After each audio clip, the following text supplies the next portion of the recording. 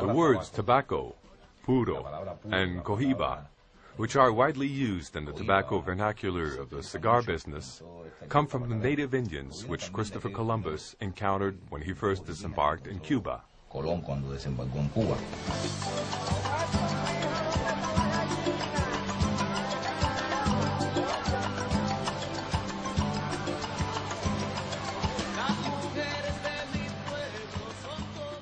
The word tobacco, which means cigar in Cuba, is the original word used by the Indians to speak of their cigars, and not the tobacco plant as such. Later, the cigar was described by the word puro in many areas of Europe, referring to its pure Havana origins.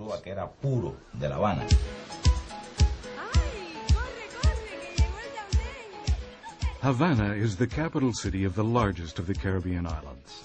Also, Havana is to the cigar what Venice is to lovers.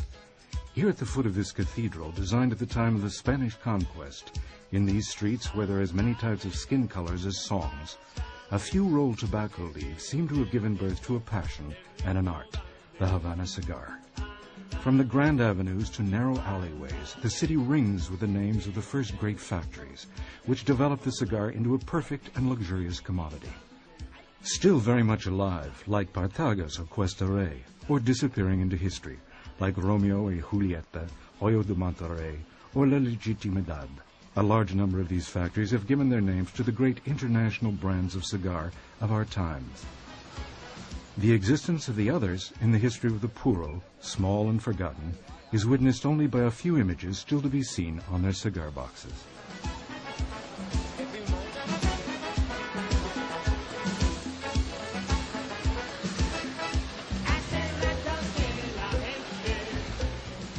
This is a history which began 5 centuries ago. The first encounter between the European and the cigar occurred between the 2nd and the 5th of December 1492 on the coast of the former province of Oriente de Cuba.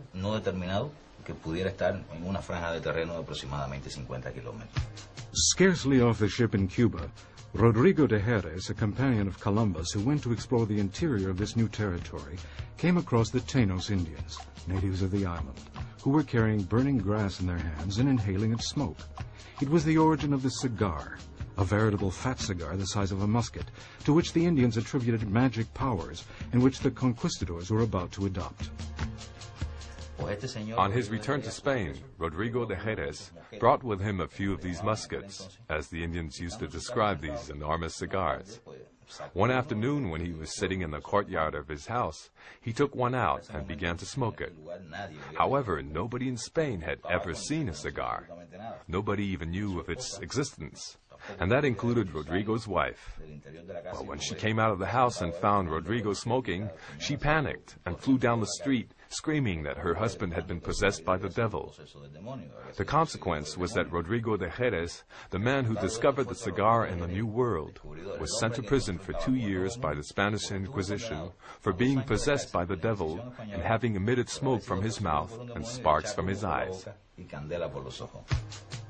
Very soon, magic turned to pleasure, and plantations began to develop in Cuba under the control of the Spanish crown, which bought the harvest from Cuba immigrants, now planters, right up to the 19th century, importing and processing the leaves in Spain.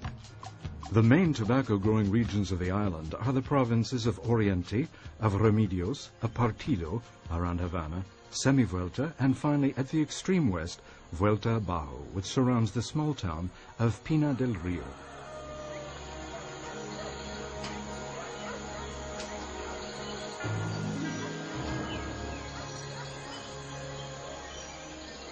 The Vuelta Abajo is divided into zones, or vegas, and is considered to be the Mecca of the cigar. Here in this cheerful little valley dotted with tobacco drying sheds known as casas, they grow tobacco which has made Havana famous throughout the world.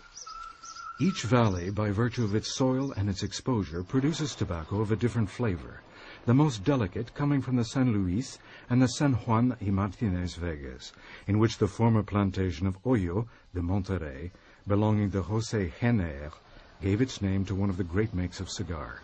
Apart from a few state cooperatives, the planters, or vegueros, are the owners of small plantations of 2 to 5 hectares in the vicinity of villages whose lives are oriented around the life cycle of the tobacco plant. Powerful traditions influence this growing system, which is incompatible with expansion. Our family has always been involved in the production of cigar tobacco. Not only my father, but also my grandparents. We have always tried to hand down the plantation to the most enthusiastic member of the family, because the growing of cigar tobacco is a family undertaking. A tobacco plantation is like a garden. It needs attention every day. Although at 48, I am not very old, I already know that my son will take over from me. The problem is that it is a business which cannot be learned in a year. In fact, one has to dedicate a good part of one's life to the plantation before one can claim to know something about it, because basically, we know so little about tobacco.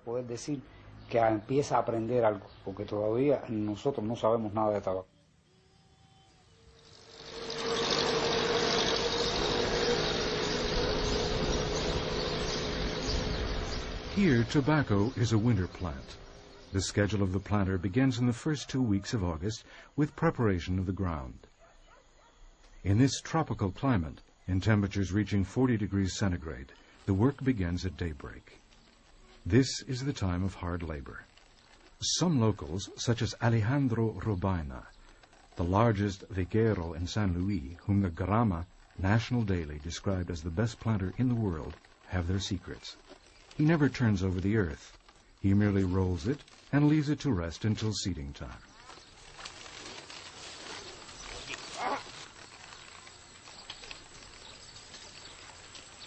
We encounter a lot of problems with tobacco seed, because the sowing takes place in September when it is still very rainy. Many of the seeds are destroyed, and this spoils the rhythm of the sowings. If one is obliged to replant 2 or 3 times, these delays add up until one is no longer able to achieve the desired leaf quality when harvest time comes around.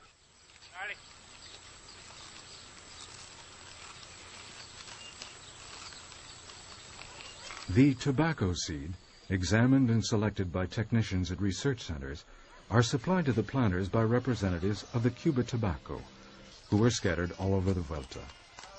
Nowadays, in order to get around the problem of seed losses, which can occur due to seed sowing in the open ground, the experimental station is developing, a tray-growing system which consists of growing seedlings under shelter in trays of sand, peel, rice, and earth.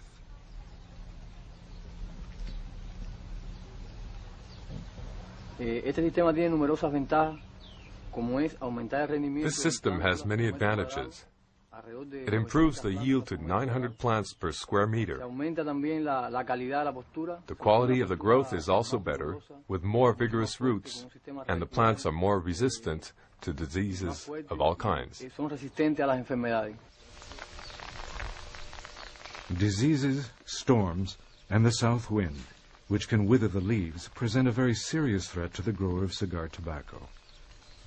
However, the main enemies are the insects, the worst of which is the virulent bibihagua ant, which devours the buds or strips the leaves. The veguero spends much of his time trying to eliminate these.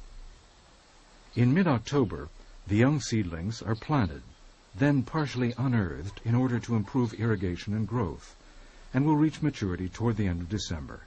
For the vegueros producing capes, the tobacco leaves which are used as the outer skin of the cigar, the aim of producing leaves of perfect quality, free of defects or marks, require that they be protected from the rigors of the sun.